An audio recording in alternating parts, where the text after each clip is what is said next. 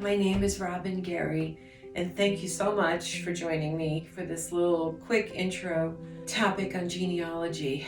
The name of my talk is Using Genealogy to Understand the Impact of Intergenerational Immigration Trauma on Family History. I know that's a completely insane name, but it really is what I want to try to talk about tonight. Before I do, I just want to introduce myself a little bit so you kind of understand who I am, where I'm coming from, and why maybe I can speak to this. I'm a trauma therapist, and I've worked in a children's sex abuse and trauma unit for about 20 years and worked with all kinds of child and family trauma, including kids who have been raped, beaten, felony assaults, their siblings have been murdered, that kind of thing. Really high level stuff. I also was the co-chair of the Trauma Institute in Orange County and have testified in dozens of trials as an expert witness. So trauma is my thing, and I never thought about it in a personal way until I started doing my own family genealogy and realized that my whole family history is just rife with trauma. I had no clue. I didn't know. My own personal story got so crazy. I wound up writing a book called Healing the Family Heart Holes. Anyway, let me get back to the trauma part. What we know about trauma is that there was a study about 25 years ago called the ACE study, Adverse Childhood Experiences. And what they learned is that if children experience 3 or more significant traumas, they could be long-term or short-term traumas, that there is an increased risk of having lifelong impact of all of that. Some of the most common ACEs are, physical abuse or sexual abuse, neglect, physical neglect, emotional neglect, mental health and substance abuse issues in the family, domestic violence, a missing parent, it could be extreme weather events, war, immigration is a trauma, poverty is a trauma. My journey actually took me to Ireland, and I found the family farm. As crazy as that is, I met some cool cousins. But when I looked around, I was overwhelmed with the beauty of the place. It was just like opened my soul or something. And I thought, how heart-ripping and soul-ripping it must have been for these people to feel like they had no choice but to leave their beautiful country, leave their family, the graves of their ancestors. How devastating is that? And then I do a little more research and realize that for most immigrants, the trip over, especially in the 1800s, was another horror and another trauma. Just as an example, in 1847, I think, one of the worst years of the Great Hunger in Ireland, people were so desperate, they get on these ships and 20% of them died. And what they would do with the bodies is just toss them off, and the sharks allegedly were following the ships and would eat them. So think about the trauma of that. If it's your mother they toss overboard, or somebody from your family. And I can't even imagine what it was like for the Africans. They were taken. Their journey was totally involuntary. They were just taken and kidnapped, which is just like unfathomable, thrown in ships and then brought to other lands where they were enslaved. Talk about soul-rocking trauma. It doesn't get worse than that. Or people who walk, across continents to try to immigrate. We know that when they get to the countries, they almost always face discrimination and prejudice because nobody ever wants immigrants. So they endured a lot. And as adults, we know that the long-term impact of all of this trauma is significant physical and emotional impairment. People who have had 3 or more ACEs are more likely to have heart disease, cancer, have struggles with relationships, impulse control, memory even, addiction. They're more likely to get involved with the law and smoke. And then if you look at the country, the history of the country, which is also something you have to do. And I apologize, I keep using Ireland. It's just what I have learned.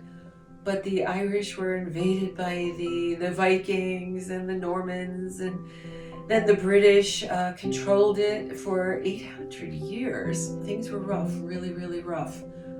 Especially Catholics were not treated well at all, and there was all sorts of human rights abuses. So that impacts the whole trajectory of the family. There's no opportunity to have a better life and to get out of this situation. And I think we have to presume that all of our families come from this. The way you find out about it is using genealogy, which is basically researching records. Many of them are free. You can get a lot of information from the census records, cemetery and burial records, marriage certificates, death certificates, that kind of thing. There's all kinds of free stuff. I'll give you an idea of some things I found from my family. In 1840, two of my mother's second cousins, two little twin newborn babies, were caught up in the tomb, spelled Tuam, children's scandal in Ireland. That is, it was a home for children whose parents couldn't care for them or didn't have parents, and a huge number of children wound up dying. And they took the bodies of these children, and at least many of them, and they were tossed into a huge septic tank and found years and years later. My family found the twins and brought them back and buried them with their parents and grandmother. But things like that rip through the soul of a family. So pay attention to those kind of details. I mean, it shows the endurance of a family, but it also just shows the heart-wrenching trauma they endured. I had a great-great-grandmother who was born on Drury Lane, where there really were muffin men. That's also where Jack the Ripper did his business. Anyway, she and her siblings wind up in the poorhouse, which was right down the road. And the first thing they do in the poorhouse, you have to do a little research, is they separate the children from the families. And put them into groups, like the preschoolers with the preschoolers, like that. That's more trauma on an already traumatized child. They wind up coming to New York City, where she eventually gets married and has 9 children. And of the 9 children, 6 of them die. Think about that, 6 children. I can't even imagine burying 1, much less 6. So when you have that level of trauma, I have to presume that it impaired her parenting. She had to have been an impaired parent. How close was she going to get to the remaining 3 children, one of whom was my great-great-grandfather? Was she an emotionally distant parent? I don't know. I just feel like she had to have been impaired. And that trickled down to my great-great-grandfather and his daughter, my grandmother. My grandmother wound up having my mother. She got pregnant at 18 years old, had the baby, and then the family just let her go.